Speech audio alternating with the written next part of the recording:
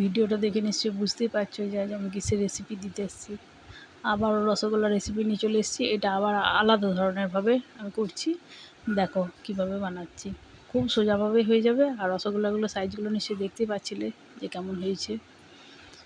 এটা গরুর দুধ, হ্যাঁ, আমি কিন্তু অন্য দুধ নিইনি, গরুর দুধ দিয়ে করছি। এটা 2 লিটার থেকে একটু কম, মানে 1.5 লিটার থেকে একটু বেশি দুধ আছে। এবার দুধটা যখন দেখো আমার ফুটে এসছে তখন আমি অফ করে তারপর ভিনিগার আর জল আমি মানে ধরো যা ভিনিগার নিচ্ছ তার 3 ডবল জল দেবে, ঠিক আছে? যদি ধরো 2 ঢাকনা ভিনিগার নাও তাহলে 6 ঢাকনা জল দেবে।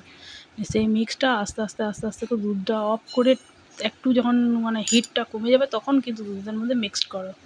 দেখো আমার দুধটা অফ করার পর দেখলে তো যে ফুটে আসার পর আমি অফ করে দিয়েছি, তারপর কিন্তু আমি এটা মিক্সড করেছি। দেখো তবে ছানাটা আমার আস্তে আস্তে দিয়ে মানে ছানার মধ্যে একবার হঠাৎ করে দেবে না, আস্তে আস্তে আস্তে আস্তে দিয়ে মিক্সড করবে, তবে ছানাটা এরকম হবে। এই যে দেখো এবার ঠান্ডা জল দিয়ে দিচ্ছি ছানাটাতে সঙ্গে সঙ্গে ছাকার পরে। এবার যেই জলটা ঝরে যাবে সেই আমি একটা ইয়েতে করে কাপড়ের সাহায্যে ওটাকে আমি নিংড়ে নেবো রস, মানে যেটুকু জলটা আছে। এই যে দেখো এবার এই কাপড়ে করে আমি ভালো করে বেঁধে নেবো।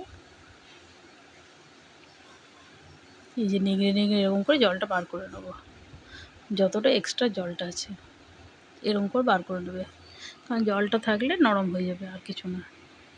এই যে দেখো আমার ছানাটা কেমন হয়েছে, আমি ভেঙে দেখিয়ে দিচ্ছি। এই যে দেখো কী সুন্দর দেখো ছানাটা হয়েছে। দেখবে মিষ্টি দোকানে ওরকমই ছানাটা ইউজ করে। এবার আমি সুজি দিয়ে দিচ্ছি। সুজিটা আমি 2বার কেন দিলাম বলি, প্রথম মাপটা যেটা সেটা হচ্ছে 1 লিটারের, আর 1.5 লিটারের মতো বললাম বলে ওরকমভাবে আমি সুজি দেখো, রুল ময়দাটাও সেম, আর খাবার সোডা দিয়েছি 1 চিমটি করে। রুল ময়দাটাও তাই, ওই সুজি আর রুল ময়দাটা কিন্তু ওরকম হাফ চামচ করে।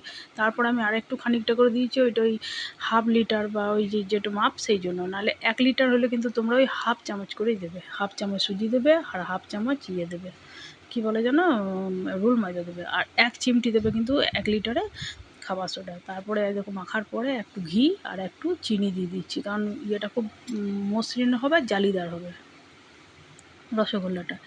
এবার এরকম করে লেচি কেটে নিচ্ছি। এই যে দেখো আমার লেচিগুলো কাটা হয়ে গেছে। এবার আমি রসটা বসাচ্ছি। রসের মাপটা এবার দেখো, যে বাটিতে জল দেবে 1 বাটি যদি চিনি দিলে তাহলে 4 বাটি জল দেবে। দেখো আমি দেখিয়ে দিচ্ছি আবার, রসটা পাতলা রাখবে তাহলে কি ভালো হবে। এবার দেখো ওই ছোটো ছোটো লেচিগুলোকে আবার হাতে করে মসৃণ করে মেখে ডো পাকাচ্ছি। তাহলে কী হবে বলো তো, যদিও ভালো করে না মাখা থাকে তাহলে এরকমভাবে মাখলে আর কোনো অসুবিধা হবে না। এরকম ছোটো করে লেচিগুলোকে ভালো করে মেখে ডো পাকিয়ে নেবে। আবার যখন রসে ফেলবে তখন আরেকবার করে কিন্তু তলগুলো একটু করে থ্যাপসা হয়ে যাবে, তখন কিন্তু আরেকবার পাকাতে হবে। এবার দেখো রসটা যেই ফুটে উঠেছে, মানে কোনো কিছু করা তখন রসটা ফুটে উঠবে, সেই অবস্থাতেই তুমি গুঁড়ো দুধ দিয়ে দেবে। তাহলে কী হবে বলো তো, এই ফেনাটাতে রসের যে গাঁতগুলো আছে নোংরাটা সেটা বেরিয়ে যাবে। দেখো আমি নোংরাটা এবার তুলে নিচ্ছি, তাহলে রসটা পরিষ্কার হয়ে যাবে, স্বচ্ছতা আসবে। খুব সোজা, দেখো তুমি কিছুই নেই করার। এই যে দেখো এরকম করে রসগুলো আমি আরেকটু যেটুকু ছিল সেটুকুর জন্য আমি আরেকটু আমুল দিয়ে দিলাম। তো দেখো আমার রসটা আরও পরিষ্কার হয়ে যাবে। দেখো কী সুন্দর সাদা হয়ে আসছে এবার রসটা। যদি তোমার মনে হয় যে রসটা পরিষ্কার হয় না, আমার মতো তুমি আরেকবার দিয়ে দিতে পারো, কোনো অসুবিধা নেই। এবার দেখো পরিষ্কার হয়ে যাওয়ার পর আরেকবার করে পাকিয়ে মানে তলগুলো নাহলে চ্যাপটা থেকে যাবে।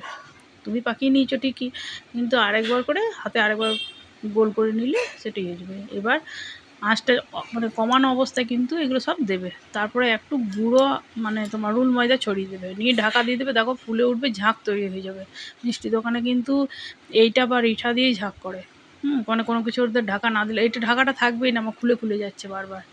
হ্যাঁ দেখো তারপরে 5 মিনিট রাখবে, তারপর ঢাকা খুলবে, 5 মিনিট রাখবে হাই টু মিডিয়ামের মাঝখানে, ঠিক আছে? 5 মিনিট। তারপরে এই যে এলাচ দিয়ে দিচ্ছি, তখনই দেখবে রসগোল্লাগুলো ডবল হয়ে যাবে।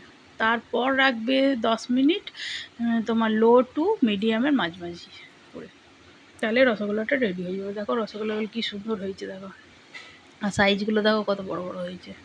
এই যে দেখো ঠান্ডা হয়ে যাওয়ার পরে আরও কিছুক্ষণ আমি এবার রসে রেখে দিয়েছি।